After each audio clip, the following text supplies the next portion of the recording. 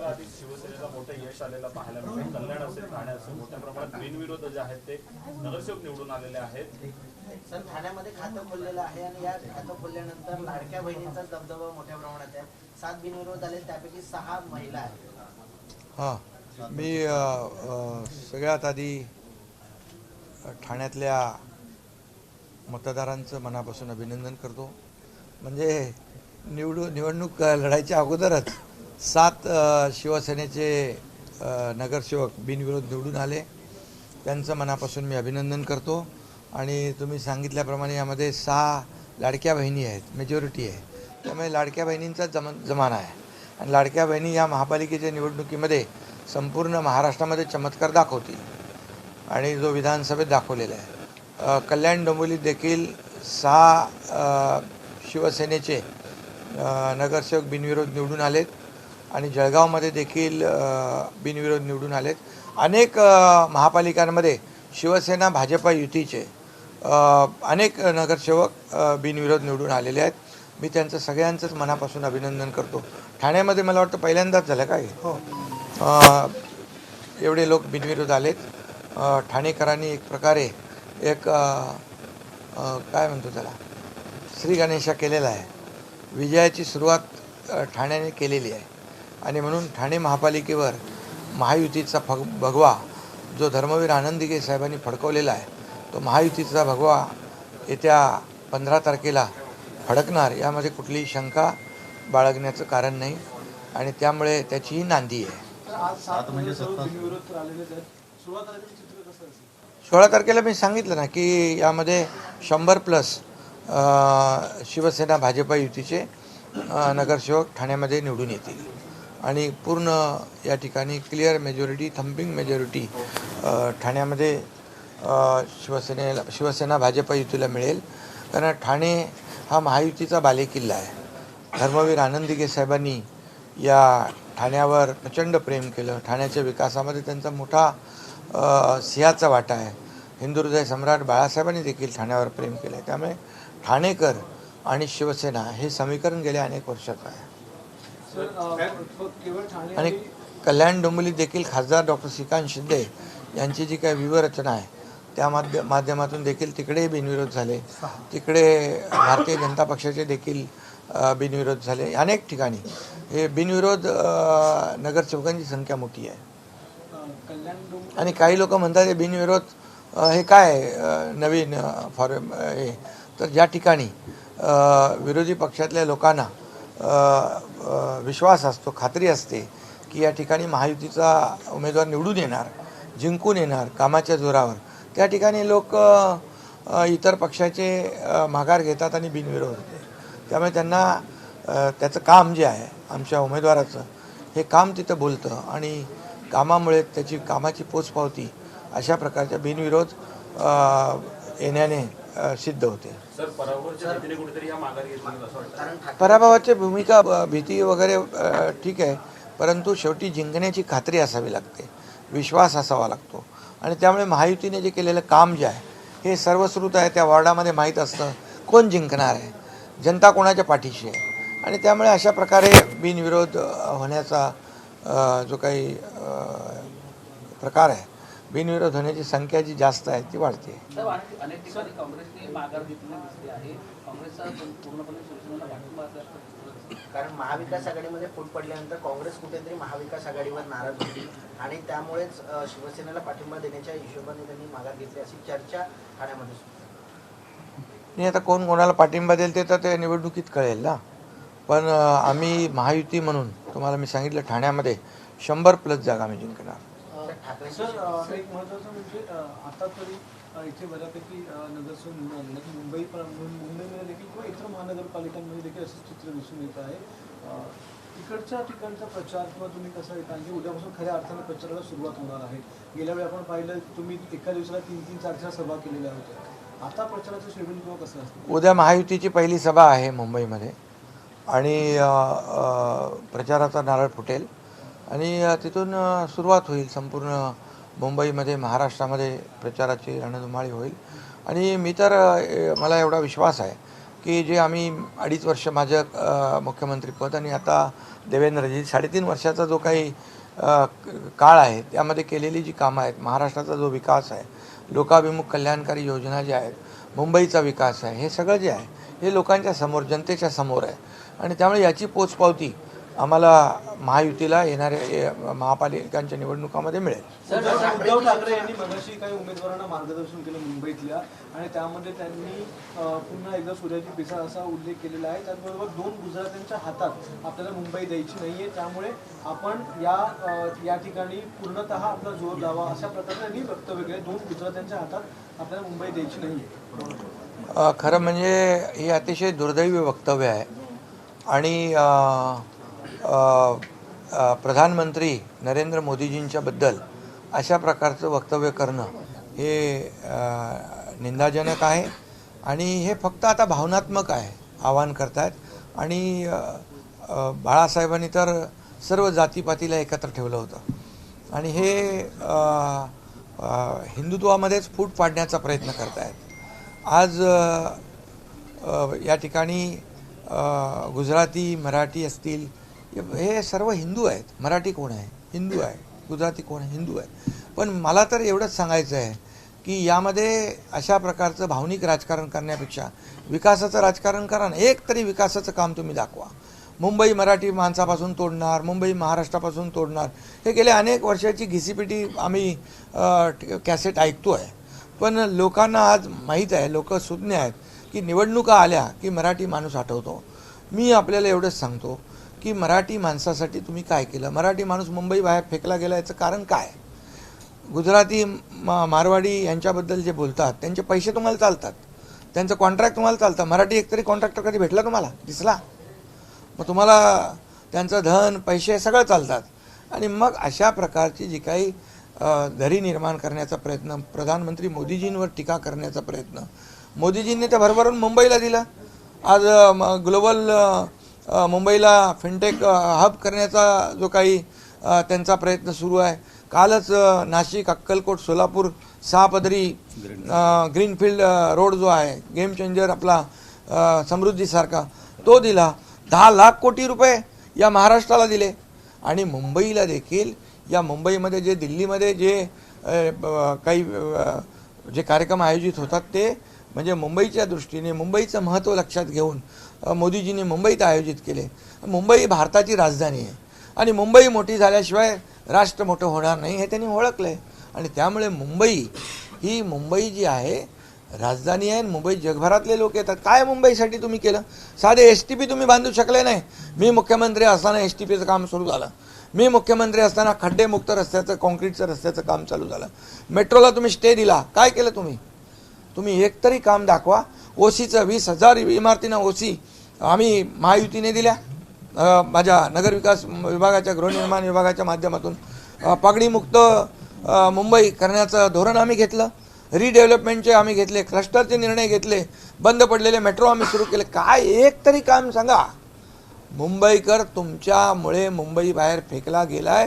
त्या मुंबईकराला आम्ही परत या मुंबईमध्ये आणण्याचा प्रयत्न आमचा आहे. कामावरून म्हणतोय, कामं जसं तुम्ही आता वेगवेगळी कामं सांगितली, विकास कामं सांगा ना एक तरी काम त्यांनी. सकाळीच त्यांनी ट्विट केलं आणि कोस्टल रोडला त्यांनी स्वतः म्हणजे त्यांनी केलं, आम्ही करून दाखवलं असं त्यांनी क्लेम केलेलं आहे. त्यांनी करून दाखवलं आणि पैसे खाऊन दाखवले. हां, कोविडमध्ये पैसे खाल्ले, डेड बॉडी बॅगमध्ये खाल्ले. मला बोलायला लावू नका. खिचडीमध्ये पैसे खाल्ले, कोविड सेंटरमध्ये पैसे खाल्ले. अरे काय तुम्ही ते एक कुठंतरी काल मला कोणी सांगितलं की कुठलं नमामि गंगेचं जे गाळ काढण्याचं 16 कोटी रुपये एक किलोमीटरला, इकडे 160 कोटी रुपये. आणि माझं एवढंच म्हणणं आहे की आता भावनिक तुम्हाला प्रचार, दर वेळेला भावनिक प्रचार. मराठी माणूस मुंबई, अरे मुंबई कुणाच्याही 7 पिढ्या खाली आल्या, जोपर्यंत चंद्र सूर्य आहे तोपर्यंत मुंबई महाराष्ट्रापासून वेगळी केली जाणार नाही.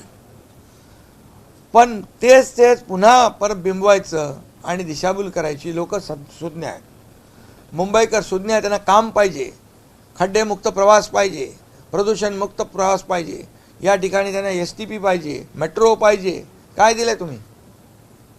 आणि तिथं बोलू आम्ही जाहीरपणे नंतर. परंतु एकच आहे, ज्या बाळासाहेबांनी, हिंदू हृदय सम्राट बाळासाहेबांनी मोदीजींच्या पाठीशी उभे राहिले, मोदीजी प्रधानमंत्री झाले, मोदीजींनी राम मंदिर बांधलं, मोदीजीने 370 कलम हटवलं आणि बाळासाहेबांचं स्वप्न साकार केलं, त्यांच्यावर चिखलफेक करताय. काय अधिकार आहे तुम्हाला? तुम्ही काय केलं ते तर सांगा. हे फक्त मोठ्या लोकांवर, प्रधानमंत्र्यांवर चिखलफेक केली, त्यांच्यावर आरोप केले की मग या ठिकाणी त्याची दखल तुम्ही घेता, म्हणून हे सगळं वक्तव्य आहे. परंतु जेवढी चिखलफेक प्रधानमंत्री मोदीजींवर हे करतील तेवढी जनता त्यांच्यासोबत त्यांना साथ देईल. विरोधी पक्षाचे नेते आरोप करतात की एकत्र आल्यामुळे कुठेतरी महायुतीला फटका बसेल असं म्हटलं जात होतं ठाकरे बंधूंकडून. मात्र आता त्यांच्याच जे नगरसेवकांचे उमेदवार होते त्यांनीच अर्ज माघार घेतलेला आहे. कुठेतरी भीतीपोटी हा अर्ज माघारी घेतले आहे आणि त्यामुळेच हे बिनविरोध. अरे बाबा, लोक मुंबईतले, त्यांना विकास पाहिजे.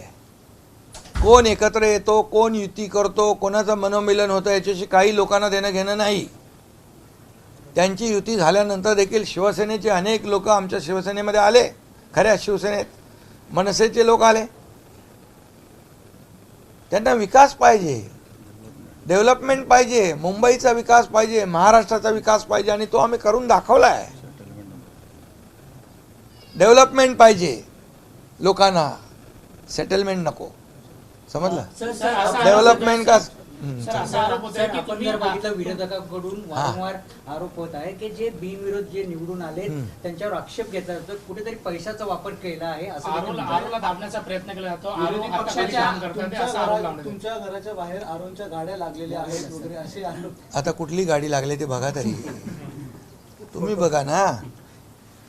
आणि हे बघा, अशा प्रकारचं बिनविरोध होता येत नाही. आता हे पॅनल बघा, या पॅनलमध्ये ही वर्षानुवर्ष आमची लोक येतात. हा बालेकिल्ला आहे महायुतीचा, शिवसेनेचा.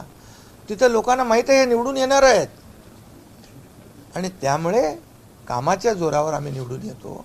ठाण्यामध्ये काम केलं नाही का आम्ही? शिवसेनेने काम केलं नाही का? महायुतीने काम केलं नाही का गेले अनेक वर्ष? ठाणं बदललं नाही का? ठाण्यात मेट्रो नाही का आली? ठाण्यात रिंग मेट्रो सुरू होती आहे. ठाण्यातले कॉन्क्रीटचे रस्ते झालेत. ठाण्यामध्ये कोस्टल रोड आम्ही करतोय. ठाण्यामध्ये मोठं सेंट्रल पार्क आम्ही केलं आहे. टनेल आम्ही करतोय, मुंबई बोरिवली टनेल. किती कामं सांगू तुम्हाला? ठाणे किती बदलतंय. का लोक आम्हाला मतदान करणार नाही? आणि म्हणून लोकांना विश्वास आहे की डेव्हलपमेंट पाहिजे असेल तर महायुतीशिवाय पर्याय नाही. केंद्रामध्ये महायुती आहे, राज्यामध्ये महायुती आहे आणि तेच महायुतीचं सरकार इथं पाहिजे. त्याच वेळेस डबल ट्रिपल स्पीडने या ठिकाणी विकास होऊ शकतो. आज लोकांना घरं कोणी दिली? घरं कोण देत आहे? हे घर बेघर झालेत लोक मुंबईकर, त्यांना वापस आणण्याचं काम SRA आहे, क्लस्टर आहे, रमाबाई आंबेडकर नगर, 17,000 लोकांचा प्रकल्प आम्ही करतोय. 20 वर्ष त्यांना भाडं नव्हतं. 160 कोटी रुपये मी नेऊन स्वतः वाटले. 20 वर्ष त्यांना भाडं नव्हतं. का लोक आमच्याबरोबर येणार नाहीत? मुंबईतले असेच प्रकल्प आम्ही पुढे नेतोय.